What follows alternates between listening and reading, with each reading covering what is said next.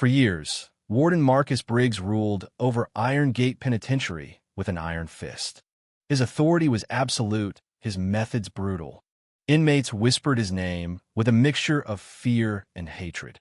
If anyone dared speak out, they were silenced, swiftly and without mercy.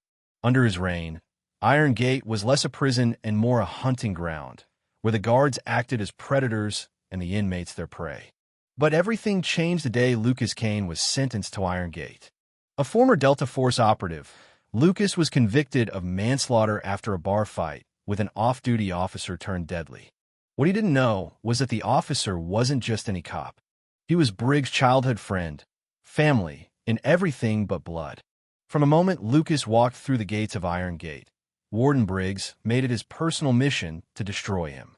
The beatings came first, quiet, methodical. Then came the setups.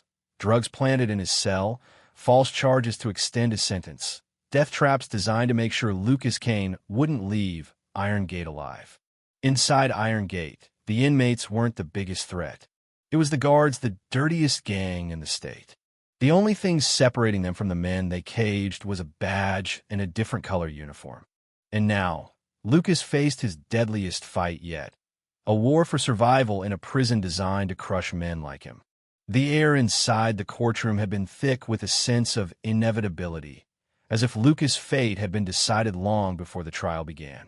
Spectators filled the benches, their faces split between silent judgment and veiled curiosity. The judge, Harold Milton, barely looked up from his notes as he rested his fingers lazily on the gavel.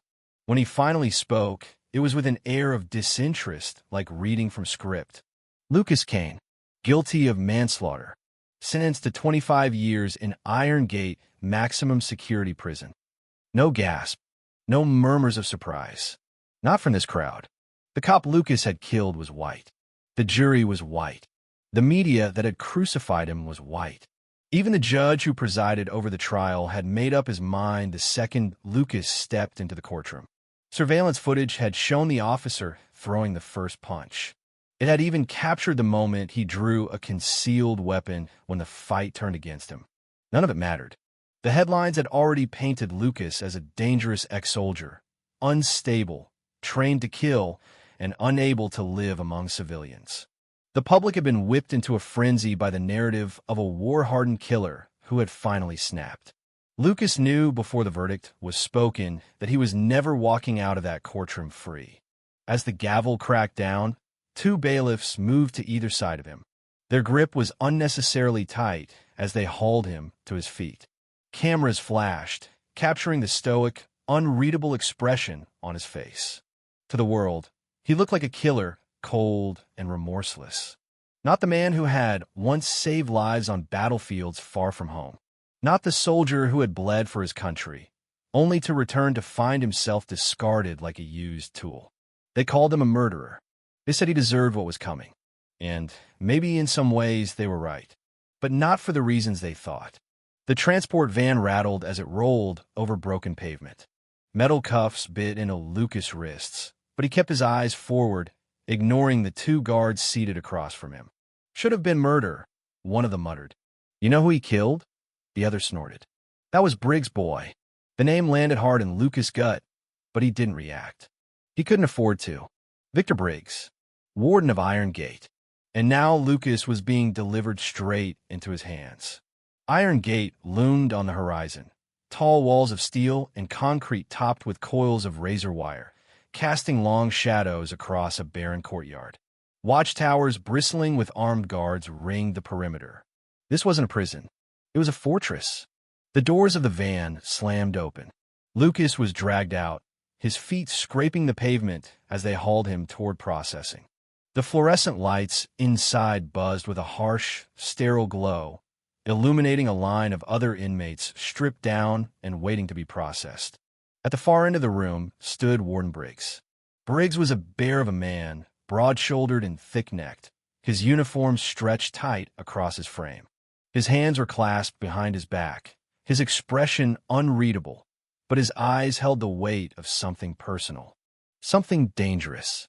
Lucas met his gaze and knew, without question, that Briggs intended to bury him. Lucas was led through the winding corridors of Iron Gate, past rows of cells filled with eyes that watched him with a predator's interest. The guards who escorted him laughed under their breath. "Welcome home, soldier," one sneered.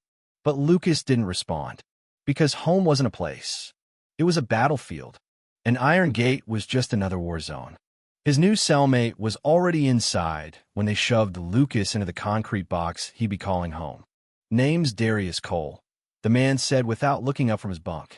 He was older, built lean and hard, with eyes that had seen too much. "Most folks just call me Cole." "Lucas," he replied. "Yeah," Cole said with a faint smirk. "We all know who you are." Cole explained the lay of the land quickly. The gangs ran everything: white supremacists, black brotherhoods, Latino crews. But the real power? That belonged to the guards. And at the top of the food chain was Briggs. "Because I killed his friend," Lucas muttered. Cole shook his head. "Because you embarrassed him. And now, he's going to make an example out of you." The first week was a test. Briggs' men watched him. Some of the inmates tried him. Lucas didn't pick fights, but he didn't back down either. And when Briggs sent 2 lifers after him in a blind corner of the yard, Lucas put them both down fast and hard. "You made it through," Cole said after. "Now things get worse." He was right. Briggs approached Lucas himself not long after. The head guard, smug and confident, stopped him in the middle of the yard. "You should be dead already," Briggs said with a quiet smile. "But lucky me, I get to watch you rot instead." Then he squeezed Lucas' shoulder hard. Too hard. A promise of pain yet to come. The next attack came during lunch.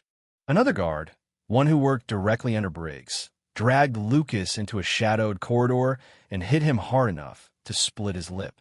When another guard called Lucas to visitation, the beating stopped, but the threat lingered in the air. "You're not walking out of here," the guard promised.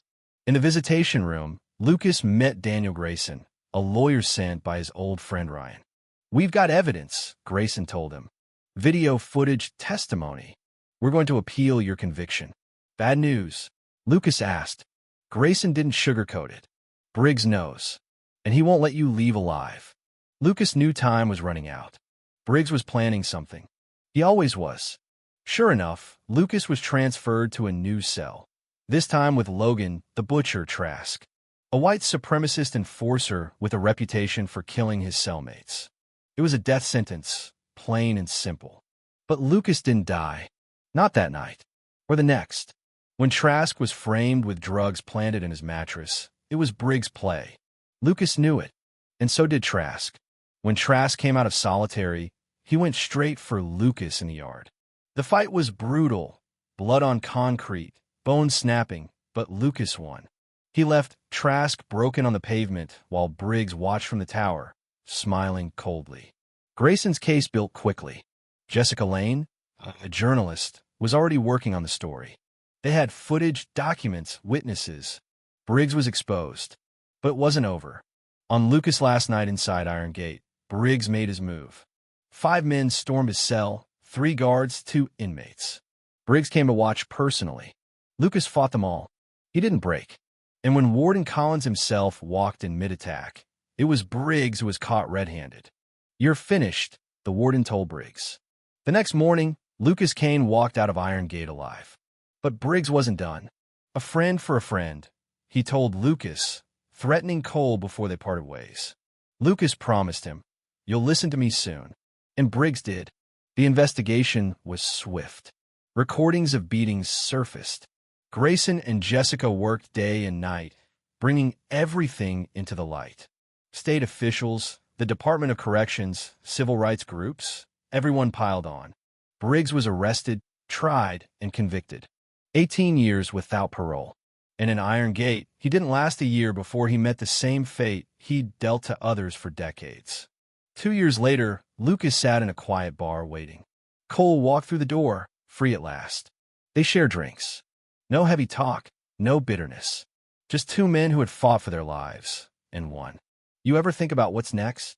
Cole asked. Lucas thought about it, then shrugged. "We figured out."